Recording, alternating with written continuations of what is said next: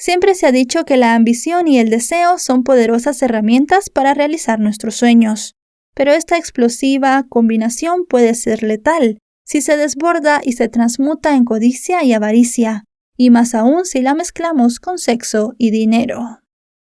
Hola a todos, ¿cómo están? Mi nombre es Lesma, espero se encuentren muy bien. Yo como siempre muy contenta de poder estar un día más aquí con ustedes, muy agradecida de que me estén viendo donde quiera que se encuentren. El día de hoy tenemos un caso sucedido en Japón. Acompáñenme a ver todos los detalles.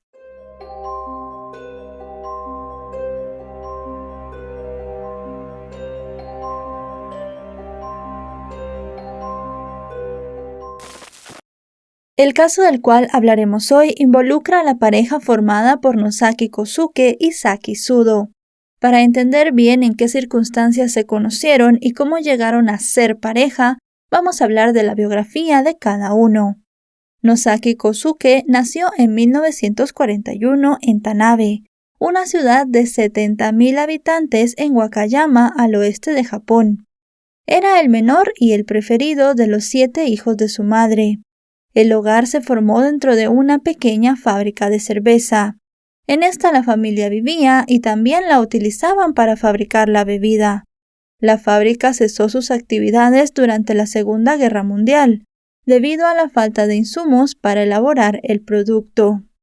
Cuando Nosaki cumplió 14 años, experimentó su primera relación sexual, esto con una mujer del pueblo que estaba viuda y tenía 30 años.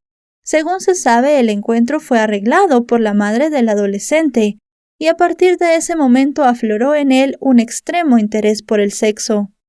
A mediados de la década de 1950, la reconstrucción de varias regiones de Japón había comenzado a gran escala, pero aún escaseaban las materias primas necesarias para la industria. Nosaki, quien estaba estudiando la secundaria, comenzó a trabajar recogiendo chatarra en instalaciones militares abandonadas. Él no tenía que contribuir con dinero en su hogar, utilizaba el dinero para comprar servicios sexuales de mujeres. Cada vez que ahorraba cierta cantidad, tomaba el dinero y corría al pueblo para buscar una prostituta. No estaba muy interesado en los estudios, así que a los 16 años abandonó la escuela sin graduarse. Debido a la relación que tenía su familia con la industria cervecera, Nosaki comenzó a trabajar en una fábrica de sochu, un licor similar al sake pero con más grados alcohólicos. La fábrica estaba en Nagoya y él se convirtió en aprendiz. Era el encargado de recoger a diario las botellas de vino vacías de tabernas y hoteles, transportarlas a la fábrica para su limpieza y llenarlas con el licor para venderlas al día siguiente. Se dio cuenta que en ese trabajo ganaba poco dinero y no tenía tiempo de realizar algunos extras, así que a Nosaki se le ocurrió una idea. Comenzó a robar la bebida que elaboraba en la fábrica y se la vendía a los clientes a un precio más bajo.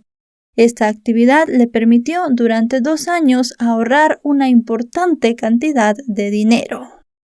En 1958, mientras hacía las entregas de licor, vio varios objetos blancos flotando en una alcantarilla al costado de una calle. Al acercarse descubrió que eran condones usados. En ese momento los métodos anticonceptivos estaban comenzando a ser conocidos en la sociedad, y si bien Nosaki ya había escuchado hablar de condones, era la primera vez que los veía con sus propios ojos. Enseguida fue a una farmacia y preguntó su precio. Un paquete de 12 condones costaba 1,200 yenes, unos $9 más o menos. El salario mensual de los graduados universitarios en esa época era de 15,000 yenes, unos $112, lo cual hacía de los condones un producto muy costoso. También por otra parte, en las ciudades, las parejas de clase media estaban comenzando a adoptar de manera activa el uso de métodos anticonceptivos. Pero a las mujeres les producía mucha vergüenza pedirlos en el mostrador de las farmacias. Nosaki vio en todo esto una oportunidad para un negocio. De esta manera comenzó su primer negocio, el de la venta de condones al por menor. La gente no tenía que gastarse todo el dinero en una caja y podían comprar mientras los iban utilizando. De esta manera, Nosaki también logró ahorrar mucho dinero. Él pensaba de igual forma que podía conocer a muchas mujeres lindas, aunque esta parte de su plan no le funcionó muy bien. Eso sí, cuando vio que el negocio comenzó a darle mucho dinero, comenzó a pensar en otras maneras de hacer crecer su capital. En la época había dos tipos de personas. Los jóvenes que querían hacer sus propios negocios, querían independizarse, pero no tenían el dinero necesario como para poder empezar sus proyectos. Y del otro lado estaban los terratenientes y pequeños capitalistas, quienes habían podido salvar su dinero y propiedades de antes de la guerra. Ellos querían volver a mover este dinero, así que Nosaki pensó que él podía ser un muy buen intermediario. Le pedía el dinero a las personas que tenían el poder económico para dárselo. Se lo daba a los jóvenes que querían empezar sus negocios. Les cobraba una tasa de interés y luego devolvía este dinero a los propietarios ya con una parte de ese interés y el resto se lo quedaba a él como ganancia. Si bien el negocio tuvo muchos altibajos, le dejó una gran fortuna al hombre. Nosaki acumuló gracias a esto 3.000 millones de yenes, unos 22 millones y medio de dólares. Tenía activos personales, bienes raíces y valores a su nombre. Muchos decían que era una persona inteligente y otros simplemente que era muy afortunado. Todos concordaban en que era capaz de elegir la estrategia adecuada en el momento justo. Solo en una ocasión Nosaki no previó bien la inversión. Su secretaria personal llamada Junio Takeda le solicitó un préstamo para abrir su propio salón. Él aceptó, pero el recinto debió cerrar debido a la mala gestión. Sin los medios para poder devolver el dinero invertido, Takeda le propuso pagar la deuda con su cuerpo. Fue así como se convirtió en su asistente de vida. Lo cuidaba en todos los aspectos y posteriormente comenzó a actuar como su ama de llaves. Takeda se jactaba de ser, entre todas las mujeres que rodeaban al hombre, la única que tenía su plena confianza. Y es que en muchas ocasiones Nosaki no se rodeaba de la gente adecuada. Como ya sabemos, el hombre tenía una adicción por el sexo y tenía orbitando alrededor de él muchos proxenetas que le ofrecían todo tipo de mujeres, y en el 99% de las ocasiones Nosaki las aceptaba. Pagaba más o menos $500,000 de yenes, unos $3,000 aproximadamente, por tener relaciones sexuales con ellas. Pero en los años 90 Nosaki se enamoró por primera vez. Él fue a un bar y aquí conoció a la dueña, una mujer llamada San que era muchos años más joven que él. Nosaki de alguna manera la conquistó y se casaron rápidamente, pero el hombre comenzó a ser muy celoso y posesivo, incluso no dejaba que ella saliera de la casa, lo cual a San no le gustó para nada. No se sentía cómoda y quería su libertad, por lo cual después de 3 años de matrimonio le terminó pidiendo el divorcio. Nosaki estuvo durante mucho tiempo soltero hasta el año 2013. En otro bar se cruzó con una estudiante universitaria de 22 años, 50 años menor que él. Era una joven de gran estatura, medía 1,70 m y tenía una larga cabellera. Tan pronto la vio, tomó su mano y le prometió una vida llena de dicha y lujos. La propuesta incluía la suma de 800 millones de yenes, unos 6 millones de dólares más o menos, para que ella se casara con él. La chica aceptó de inmediato. Aunque el supuesto amor había tocado de nuevo la puerta de Nosaki, él por dentro no se sentía muy bien. Vivía con el pensamiento de que algo malo podía pasarle. De esa manera habló con su hombre de confianza y le hizo hacer un escrito que él le dijo tenía que permanecer en secreto hasta el día de su muerte. Luego de eso, él siguió con su matrimonio como lo estaba haciendo de costumbre, pero en el año 2016 tuvo un ataque al corazón. Este ataque al corazón lo inhabilitó de muchas maneras. Nosaki tenía que usar pañales, y además de eso tenían que ayudarlo en casi todas las actividades que él realizaba. Necesitaba cuidados las 24 horas, y esto a su joven esposa ya no le pareció. Ella dijo que ya no se sentía feliz al lado de él y terminó abandonándolo, no sin antes llevarse muchas de las cosas de valor que Nosaki tenía en su casa. Se llevó cosas con un valor de $500,000 y escapó. Nosaki fue a la policía para decir que le habían robado en su casa y que él pensaba que era la que todavía era su esposa en ese momento porque no se habían divorciado. La policía hizo una investigación y llegó a la misma conclusión que el hombre, pero no sabían en dónde estaba ella, así que no pudieron presentar cargos. Nosaki contrató a un grupo de investigadores privados y ellos la encontraron en Tokio. La mujer ya no tenía las cosas de valor que le había robado al hombre y se había gastado el dinero, por lo cual para evitar pagarle o devolverle las cosas, ella fue a la policía y puso una denuncia por acoso. Nosaki la estaba siguiendo, le estaba enviando hombres a su casa a tocarle la puerta insistentemente y además de eso también sabía cuál era su número de teléfono, por lo cual la policía le puso mucha atención a esto y le pusieron a Nosaki una orden de alejamiento. Además de eso, el hombre tenía que aceptar la petición de divorcio que esta mujer le estaba pidiendo e incluso tuvo que darle una indemnización, ya que ella no había trabajado en todo lo que el matrimonio había durado. Al final, él no pudo recuperar sus cosas y terminó perdiendo muchísimo más dinero. Fue debido a este caso que Nosaki se convirtió en una figura pública en Japón, ya que distintos medios de comunicación hicieron eco del caso. Él tenía mucho miedo e instaló cámaras de vigilancia alrededor de su propiedad. Pero a pesar de tener mucho miedo de los medios y de que le volvieran a robar, Nosaki tenía el orgullo herido. En ese mismo año 2016 publicó su autobiografía titulada El Don Juan de Kishu. Tenía estrambóticas declaraciones y estas multiplicaron su fama. Nosaki afirmaba que se había acostado con mujeres hermosas y que eso había sido su única motivación para acumular dinero. En detalle relató que se había gastado más de 3,000 millones de yenes, unos $23 millones, en mantener relaciones sexuales pagadas con 4,000 mujeres. El hombre afirmaba que pese a la cantidad de gente rica que había en Japón, nadie estaba dispuesto a gastar dinero en mujeres como él. Ahora bien, no sabemos qué tanta realidad hay en esto.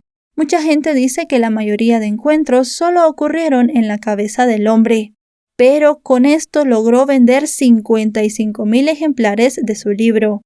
En todas partes se repetía el apodo del Don Juan de Kishu, para referirse a este hombre que ya tenía 75 años. Ahora que ya conocemos la historia de Nosaki y su afición por las mujeres y el sexo, vamos a hablar de Sudo Saki, una joven originaria de la prefectura de Hokkaido. Ella se mudó a Tokio en el año 2016 tras graduarse de una escuela vocacional, y a finales de ese año se inscribió en un club de citas que se especializaba en vincular mujeres jóvenes y atractivas con hombres ricos. El club prometía relaciones basadas en el papakatsu, lo que en el mundo occidental se le conoce como sugar daddies. El dinero de estos hombres servía para comprar la compañía femenina. A ellas se les clasificaba por su apariencia física.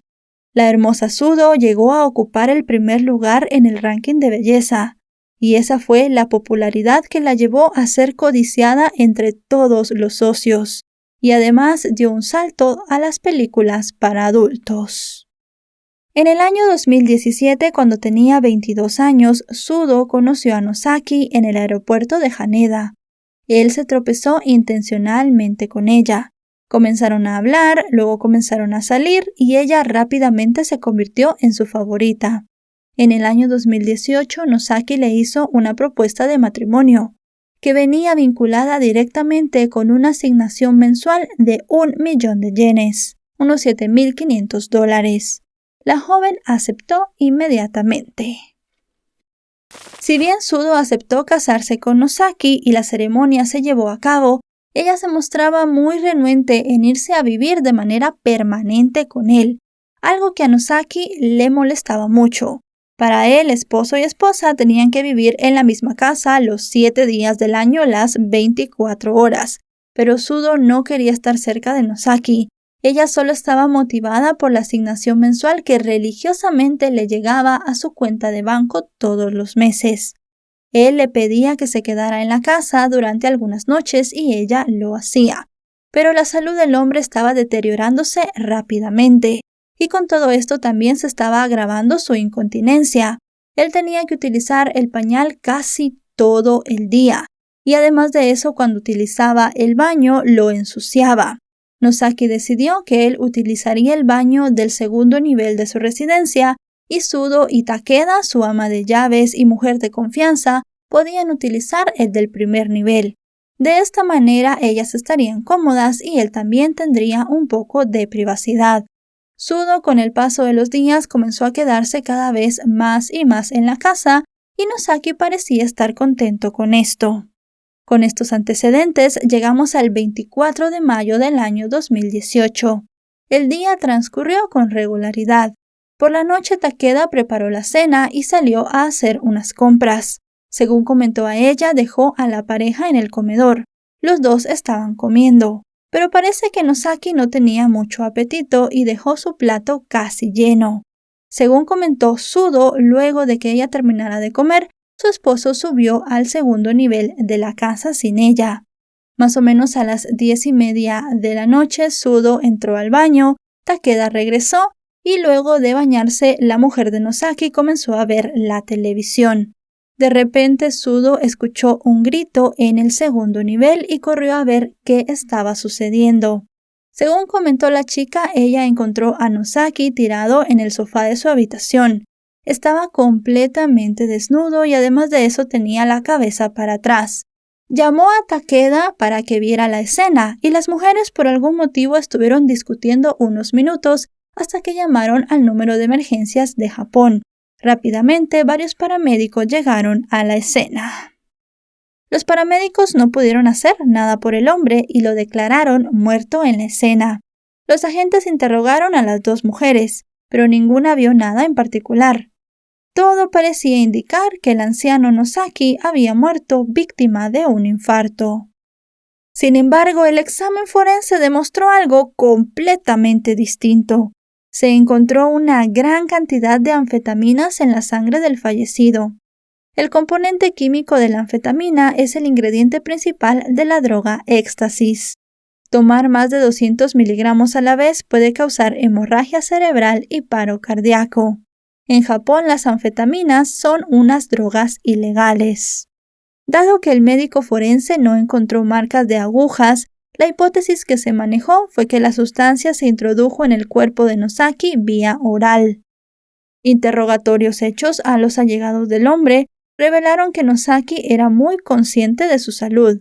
No fumaba, no bebía y jamás consumió drogas ilícitas, por lo cual se procedió a ampliar la investigación con una prueba de cabello. Tampoco se encontraron rastros de otros estimulantes. La policía entonces comenzó a pensar que al hombre lo habían drogado introduciéndole a la fuerza las drogas en la boca. La policía entonces tuvo que referirse a las dos mujeres más importantes de la vida de Nosaki al momento de perder la vida: Takeda, su ama de llaves, y Sudo, su joven esposa. El ama de llaves rápidamente señaló a Sudo, la joven esposa de Nosaki, diciendo que le parecía raro que las semanas anteriores ella no había querido irse a vivir a la casa del hombre, solo llegaba algunos días, por algunas horas, pero unos días antes de la muerte del millonario, la joven mujer sí que había dormido en la casa y había estado muy atenta de él. También mencionó que en la habitación de Nosaki tal vez podían encontrar restos de las drogas en un cajón, porque ella había visto a Sudo abrir ese cajón.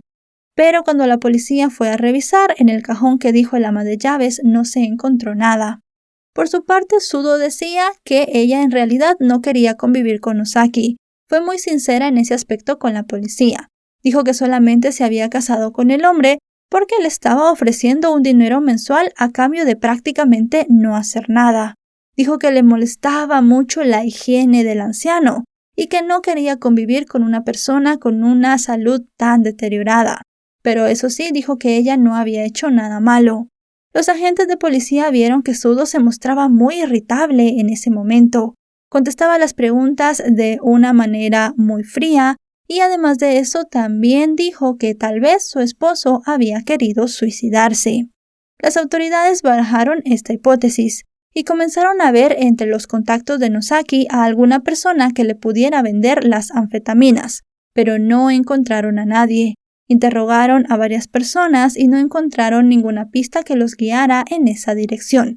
Así que también esta hipótesis fue rápidamente sacada de la investigación y se descartó el suicidio. Estaba claro que alguien había envenenado al millonario, pero ¿quién había sido? ¿El ama de llaves o la esposa? Lo más sencillo de pensar es que Sudo había matado al hombre con el propósito de quedarse con la totalidad de la herencia del difunto. Y hablando de la herencia del hombre, cuando la policía estaba a media investigación y no tenían ni siquiera una hipótesis fija, comenzó la pelea por la misma. Los hermanos y hermanas de Nosaki pedían distribuir la cuantiosa herencia del magnate en partes iguales. Después del avalúo de todos los bienes, el abogado del empresario fallecido confirmó que el legado del hombre estaba valorado en unos 1,000 millones de yenes, unos $7 millones. Además de eso, tenía una colección de arte, joyas y metales preciosos valorados en 500 millones de yenes, casi $4 millones. También tenía otros 1,000 millones de yenes en bienes inmuebles distribuidos por todo el país, y 2.500 millones, unos $18 millones en activos de la empresa que tenía bajo el nombre de Nosaki. En total, el patrimonio del hombre superaba los 5,000 millones de yenes, unos $37 millones. De acuerdo con las reglas de herencia en Japón, el familiar más cercano, en este caso la esposa, recibe un 30% de la herencia. Y los demás familiares y amigos que estén incluidos en el testamento tienen que repartirse un 70%. Esto si las personas no tuvieron nada que ver con la muerte del difunto. Si tuviese algo que ver, sería sacado por completo de la herencia. También los hermanos de Nosaki comenzaron a pensar que seguramente Takeda también tenía que estar incluida en el testamento del hombre. Al final de cuentas, ella siempre había estado a su lado durante muchos años y nunca lo había abandonado. Comenzaron a presionar a la policía para que investigara de nuevo a las dos mujeres. Los agentes les dejaron claro que Takeda había sido sacada de la investigación. Jamás había sido considerada una sospechosa seria en el asesinato. Así que solamente quedaba la viuda. Los hermanos del hombre querían sacarla del testamento para quedarse ellos con el 100% del dinero. Pero cuando todo el mundo estaba peleando por la herencia, se tuvo que celebrar el funeral. Se respiraba un ambiente muy hostil. Los hermanos de Nosaki estaban peleando con la viuda por la herencia y ella tuvo que subir a dar un discurso de la muerte de su esposo. La mujer, luego de dar el discurso, se sentó en primera fila, pero no parecía estar afectada por la noticia. En varias ocasiones se rió y además de eso pasó mucho tiempo en su teléfono celular. Esto provocó que los hermanos del fallecido comenzaran a gritarle y el funeral tuvo que ser cancelado.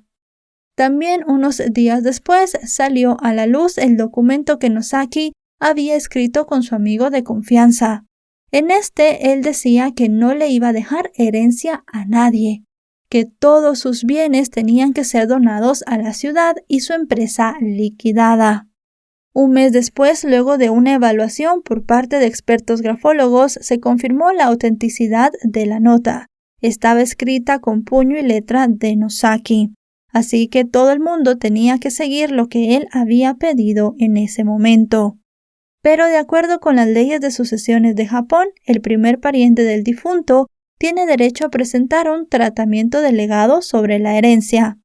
En otras palabras, tendría que recibir el 50% del patrimonio y el otro 50% se tendría que destinar a la ciudad. Como ya sabemos, el familiar más cercano de Nosaki era su esposa Sudo. De comprobar la policía que ella no tenía nada que ver con el asesinato, se tenía que llevar la mitad de los bienes. Además de eso, se veía que la mujer, antes de la muerte de su esposo, había comenzado a mover sus fichas para quedarse con su dinero. Esto hizo que la policía comenzara a sospechar más de ella. Ella le había pedido a Nosaki que le transfiriera varias acciones de la empresa y también la convirtió en directora de la junta directiva. Con esa jugada, la distribución de activos de la empresa tendría que ser decidida por la junta la cual estaría encabezada por Sudo. También se sabe que la mujer se transfirió 38 millones de yenes, unos $350,000, de la cuenta de la empresa a su cuenta personal. Con toda esta información, el 28 de abril de 2021, Saki Sudo fue arrestada en su casa en Shinagawa-ku, Tokio, bajo la sospecha de asesinato y violación de la ley de control de dopaje. En el momento del arresto, ella se estaba alistando para salir de Japón a Dubái, y además de eso había ido a Corea del Sur para someterse a una cirugía estética. En este momento la mujer está en prisión esperando el inicio de su juicio, que se dé una sentencia y le den una condena. Hay muchas pruebas en su contra y además de eso tenía un motivo, por lo cual en los medios de comunicación de Japón ya se habla que pasará muchos años tras las rejas. Y bueno, chicos y chicas, hasta aquí el video de hoy. Un video muy impactante, la vida del hombre muy impactante también. Nosaki comenzó su vida sexual a una edad muy temprana. Seguramente esta experiencia le impactó en la obsesión que tenía por el sexo y por el comprar mujeres. Realmente él tenía una enfermedad en ese sentido de su vida y tenía solamente esta motivación, según dijo él, acostarse con mujeres, comprarlas como si fueran objetos y por eso quería hacer mucho dinero. Al final esta obsesión terminó pasándole factura. Esperemos también que su asesina pase la mayor cantidad de años en la cárcel, porque al final le quitó la vida a un ser humano. Si este video les ha parecido informativo, recuerden dejarle un me gusta, recuerden suscribirse si no lo están. Actualizo 3 o 4 veces por semana y si están suscritos les llegará una notificación cada vez que yo suba un video. También me pueden seguir en mis redes sociales, tengo Facebook, Twitter e Instagram, los enlaces van a estar en la descripción del video, me encuentran como LesmaVR. Ahora sí, nos vemos hasta otro caso. Adiós.